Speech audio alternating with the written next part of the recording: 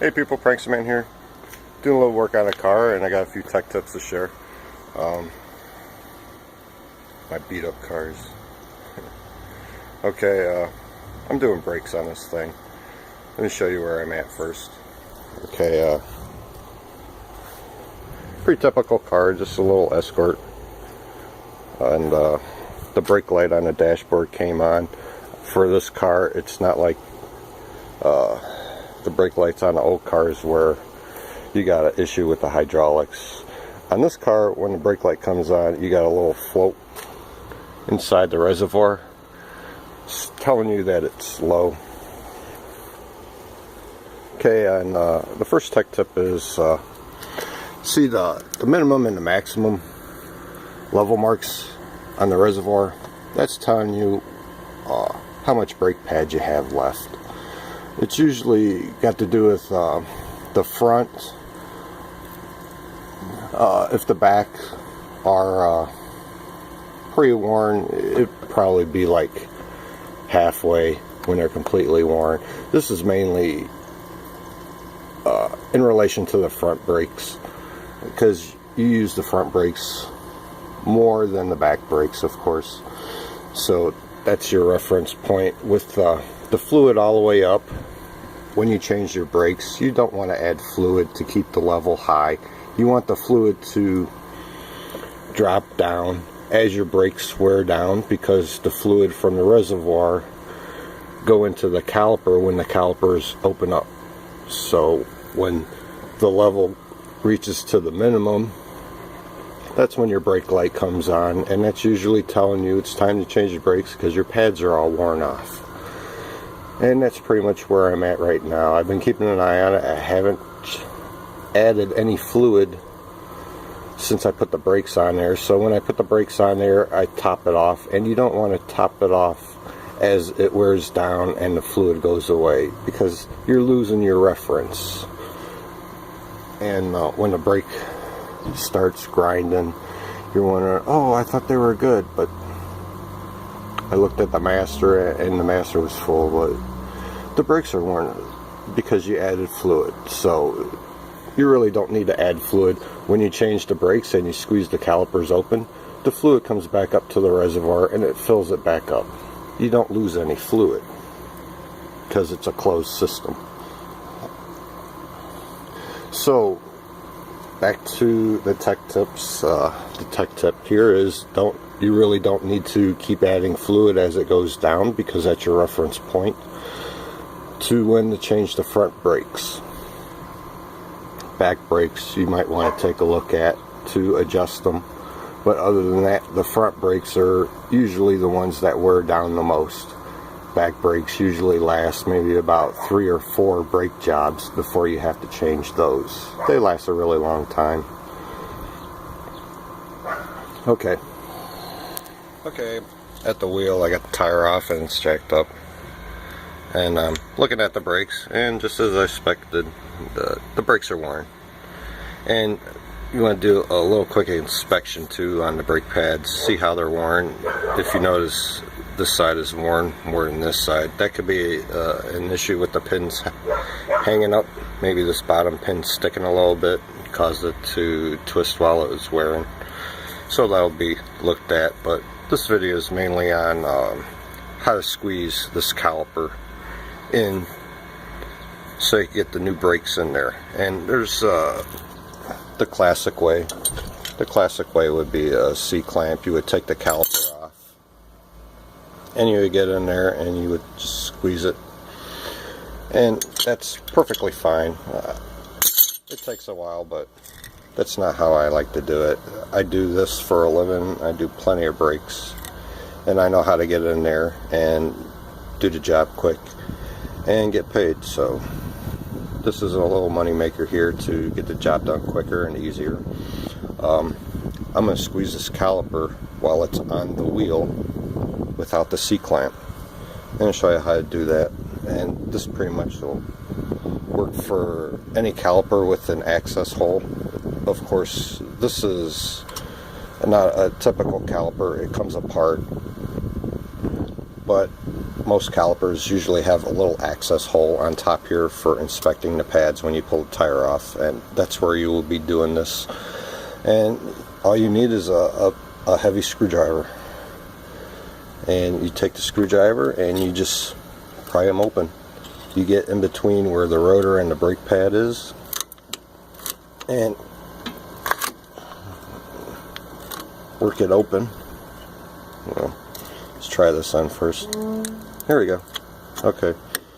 You just slide in the caliper on the pins by prying the brake pads, so you're actually getting a good idea to see if the pins are working right too while you're doing this. So if you notice, it's sliding on the pins with no problem.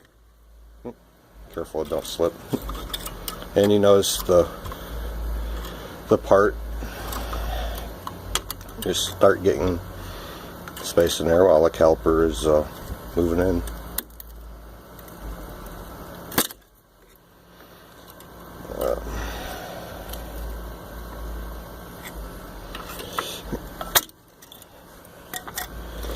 Open it up a little bit to get in between here. This is where the best spot to push it in, right on the brake pad. Since the brake pads are bad anyway, it's not going to matter if you mark them up. So you get in between the rotor and the brake pad, and you just push that piston all the way in.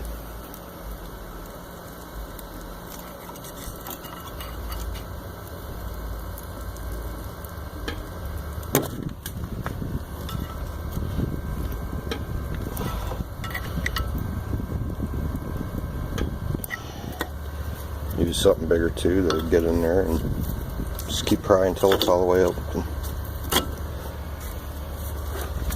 Kind of hard to do with one hand, but I'm getting there.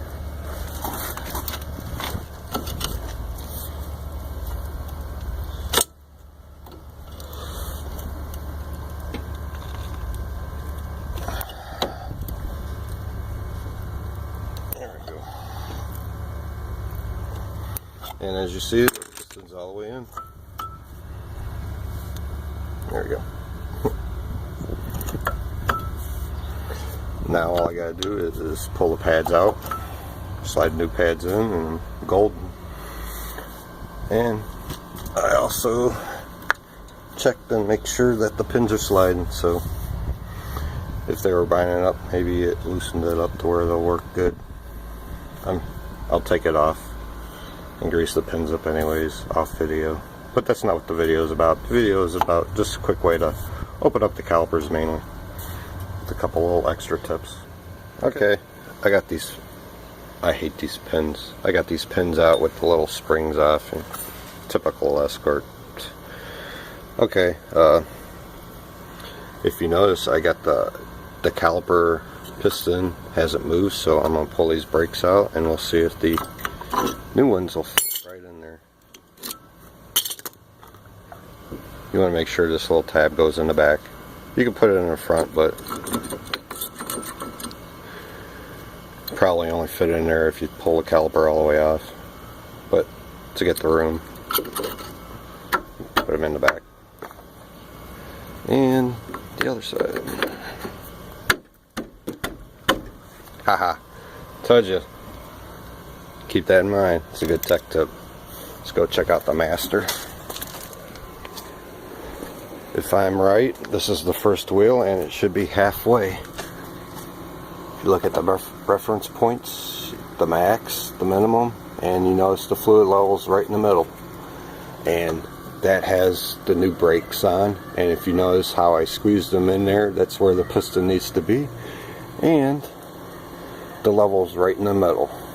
So when I do the other wheel, this will be all the way up, and we'll come back and make sure, and I'll put it on video. Okay.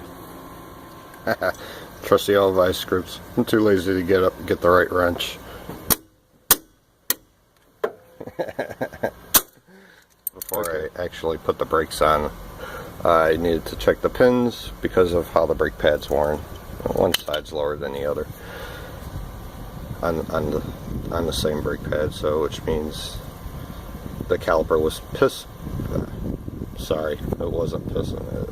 It twisted. The caliper was twisting while the brakes were wearing, and I think I figured out the answer. Take the pin, slide it. This pin has quite a bit of resistance for it to slide, and this one is almost the same, but it's a little easier to get it to slide. So this side basically moved more freer than the bottom side, which caused it to twist while it was wearing. So what I'm going to do, I'm going to pull the pins out of the boots and I'm going to grease it up. Best thing I found to use is this is anti-seize. It's the best thing that I found to grease up brakes. Get it in there, lube it up, pack it in there, and then put it together. It should be golden. Side, and I'm prying the caliper open like I just showed you, and I got the caliper all the way open. But I want to show something, because getting that caliper open is the main part of this video. You can even do this. I wanted to show you this point. You could even do this when the pins are locked up and the caliper isn't moving. If you notice, the caliper isn't even moving on the pins, which means the pins are rusted and the caliper's stuck, which deteriorates your brake performance. But to get the caliper open without using that C-clamp, by using my method, I'm able to get a hammer claw in there to help pry it open. But a pretty good screwdriver will get it. And evidently I gotta grease this one up. Okay, moving forward, I got both caliper. Well, the other side's done. I'm on the second side, and I got this caliper squeezed all the way open, so which means all the fluid should be in the master, and when we look at the master, it should read full.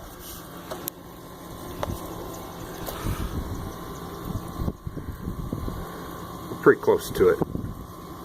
You can see it. It's right on the word. Okay.